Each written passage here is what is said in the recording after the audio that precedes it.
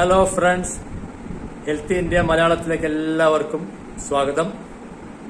സാധാരണയായിട്ട് നമ്മൾ പ്രാതലിന് കഴിക്കുന്ന ഫുഡ് എന്ന് പറഞ്ഞാൽ കാർബോഹൈഡ്രേറ്റ് കൂടിയ പുട്ട്, ഇടിയപ്പം, ഇഡ്ഡലി ഇങ്ങനെയുള്ള കാർബോഹൈഡ്രേറ്റ് കൂടിയ ഫുഡുകളൊക്കെയാണ് നമ്മൾ വെച്ച് കഴിക്കാറുള്ളത്.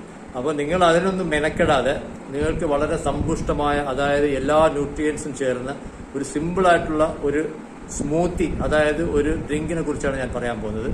ഞാൻ വളരെ കാലമായിട്ട് കഴിച്ചുകൊണ്ടിരിക്കുന്ന ഒരു സ്മൂത്തിയാണിത്.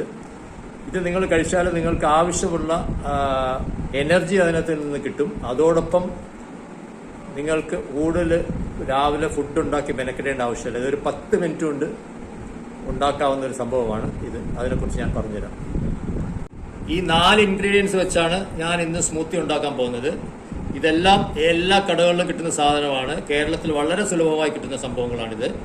ഇത് നിങ്ങൾ കണ്ടാൽ വിചാരിക്കും ഇതെല്ലാം എക്സ്പെൻസീവ് ആയിട്ടുള്ള സാധനങ്ങളല്ലേ എന്ന്. ഇതൊന്നും വളരെ എക്സ്പെൻസീവ് അല്ല. എല്ലാം കൂടെ ചേർന്ന് നിങ്ങൾക്ക് ഒരു 50 രൂപയ്ക്ക് സ്മൂത്തി ഉണ്ടാക്കാൻ പറ്റും.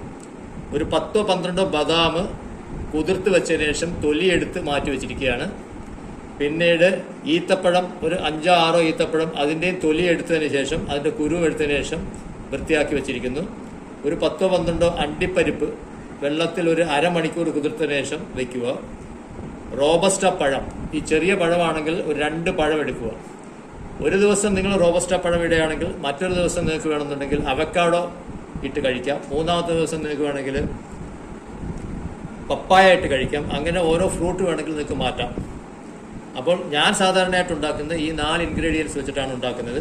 ഇത് നമുക്ക് ഇതൊരു നല്ലൊരു മിക്സിയിൽ വെച്ചിട്ട് നല്ലവണ്ണം ഈ 3 ഇൻഗ്രീഡിയൻസും അരച്ചെടുക്കണം. അരച്ചെടുത്തതിന് ശേഷം നമുക്ക് ഈ റോബസ്റ്റോ പഴം ഇട്ടിട്ട് സ്മൂത്തായിട്ട് സ്മൂത്തി ഉണ്ടാക്കാം. എന്തായാലും നമുക്ക് ആ പ്രോസസ്സിലേക്ക് പോകാം. അണ്ടിപ്പരിപ്പും ബദാമും ഈത്തപ്പഴവും ഒരു മിക്സിയിലിട്ട് അരച്ചിട്ട് ഞാൻ ഈ ബ്ലെൻഡറിനകത്ത് ഇട്ട് വെച്ചിരിക്കുകയാണ്. നല്ലവണ്ണം അരച്ച് വെച്ചിരിക്കുകയാണ്. ഇനി ഇതിനകത്ത് നമുക്ക് കുറച്ച് ഐസ് ഇടാം. എന്നിട്ട് ഈ 2 പഴം ഇടാം.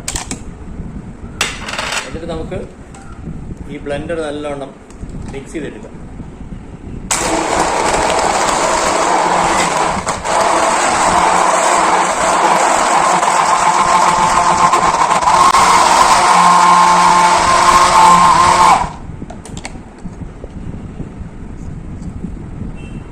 ഇതാ 5 മിനിറ്റിൽ സ്മൂത്തി റെഡി.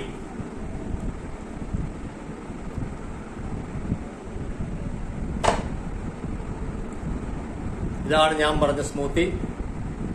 ഈ പഴത്തിന് പകരം ഇപ്പോൾ മാങ്ങയുടെ കാലമാണല്ലോ. നിങ്ങൾക്ക് മാങ്ങ ഇട്ട് വേണമെന്നുണ്ടെങ്കിലും ഇതിന്റെ ബ്ലെൻഡ് മാറ്റാം. ഒരു കാരണവശാലും നിങ്ങൾ പാലിടണ്ട.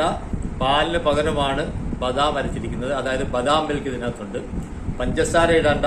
പഞ്ചസാരയ്ക്ക് പകരം ഈത്തപ്പഴത്തിന്റെ മധുരമുണ്ട്. അതുകൊണ്ട് നിങ്ങൾ പഞ്ചസാരയും പാലും ഇട്ട് ഇത് നശിപ്പിക്കരുത്.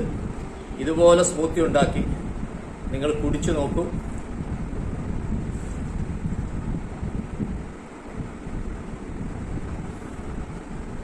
ഉഗ്ര സാധനം.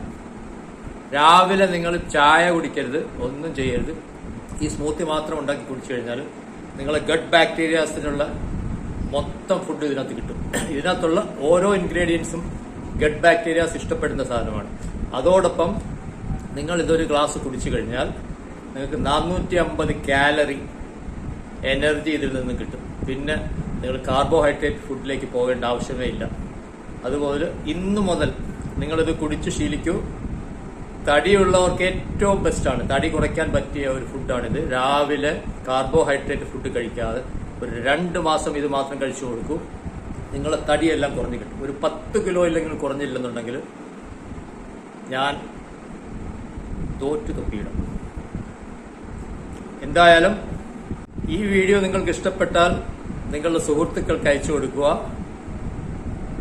എന്നെ സബ്സ്ക്രൈബ് ചെയ്യാൻ പറയുക. ഇനി അടുത്ത ഒരു വീഡിയോ വരുന്നവരെ ബൈ ബൈ.